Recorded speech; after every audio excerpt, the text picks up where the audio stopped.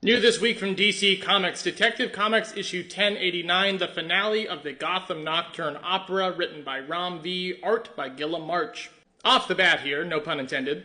Well, typically my reviews begin with spoiler-free context and then delve into the spoiler territory as we move along. The secondary purpose of this review is reflecting on the entire Detective Comics run by Ram V in addition to this finale issue, so there's going to be some plot spoilers right out the gate. So without further ado, part one of my longest review to date on this channel. Ram V's most recent epic saga of the Dark Knight asks a deceptively simple question. What if you could change the nature of a story? And I'm not talking about a story's tone or content here. I'm talking about the fundamental intention of the story, the building blocks that make it true. Pondering this dizzying notion, expand upon the idea further and ask yourself if it can be applied to a person. For what are we if not our continually evolving story? Consider again the story of a place. Does a city as corrupt and oppressed as Gotham have a soul? In one of the earliest issues of this now 27-issue-long series, this overarching philosophy, this great thematic question, was asked in so many words by a newspaper article reflecting on Gotham's sordid history. How many times have we watched? How many times has this city been witness to strife and conflict that has cost its citizens their lives, livelihoods, and more? But the true cost of this seemingly endless war has been the soul of Gotham City. This intelligent, critical examination of Batman, his enemies, his friends, his lovers, his children, his relationship to Gotham herself, rather than giving us another entertaining, fan-centric, traditionally formatted installment, is one of the many reasons that this run is already so set apart from everything that came before it. And before we delve deeper into this finale issue, I just want to highlight some of these other laudable literary qualities that contributed to making this era of Detective Comics one of the most essential chapters in the entire history of Batman. I'm not speaking in hyperbole here when I say that this may be the most nuanced, refreshing display of adult romance that I have read in a comic book series in quite some time. Especially considering how many comic book series seem to shy away from any affection or romance at all, even with characters that are married and have children. The tender, subtly evolving romantic triangle between Bruce,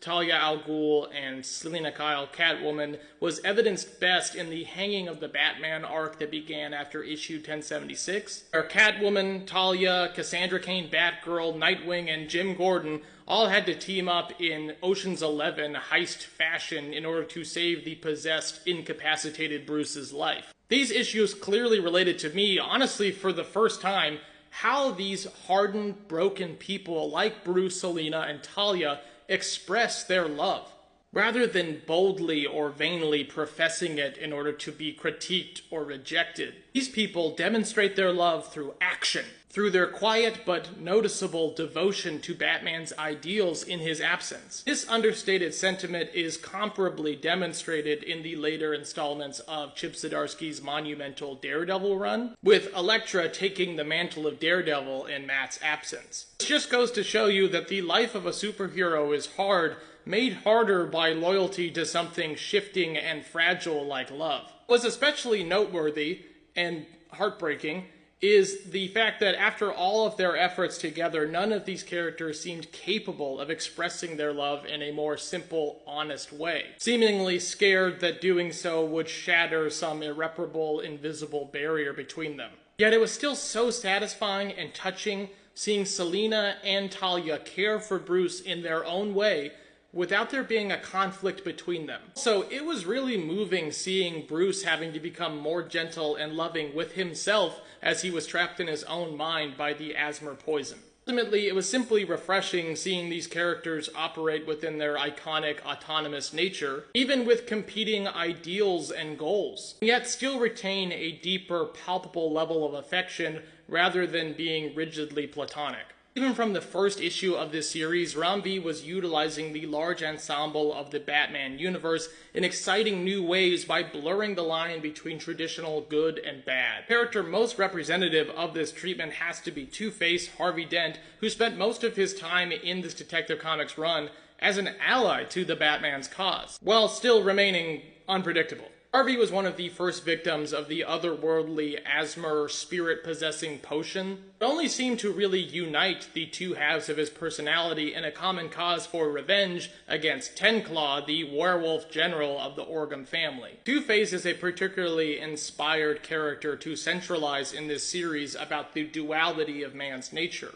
And his divided relationship to Bruce and Batman, laid out in eloquent and legendary fashion by Jeff Loeb and Tim Sale in the original The Long Halloween series, specifically a plot point that Batman comics fans have wanted to see furthered for years. However, Rom didn't stop there with the hero-turned-villain heel turns, because he also gave us a nuanced, unexpected portrayal of Mr. Freeze, who was practically a member of the Bat family in this series. After learning that the Orgham family intended to use the magic of the Thelamus engine in order to control the soul of Gotham, utilizing the Gotham City sewer tunnels in order to maneuver such an operation, the same tunnels that Mr. Freeze was using for an operation of his own, Mr. Freeze became, understandably, territorial. But it was Mr. Freeze who finally put down his prideful guard and joined the Batman's cause, realizing that Gotham is to Batman what Nora is to Mr. Freeze, a love that cannot be allowed to die. Next, I have to say that my favorite cult character addition to this series was Azrael. He's been sidelined in Batman lore for quite some time. Azrael's presence just made so much sense in a series largely focused on Batman's struggle with his own identity and his own mission as Batman. It was especially entertaining seeing Azrael cut his way through the monstrous, ghoulish gang members of the Orgham family in the Batman's absence, tying into the night that his enemies had fallen victim to the avenging angel's sword because they were non-believers. Azrael's inclusion was inevitably a fitting counterpoint to Batman's story in this series,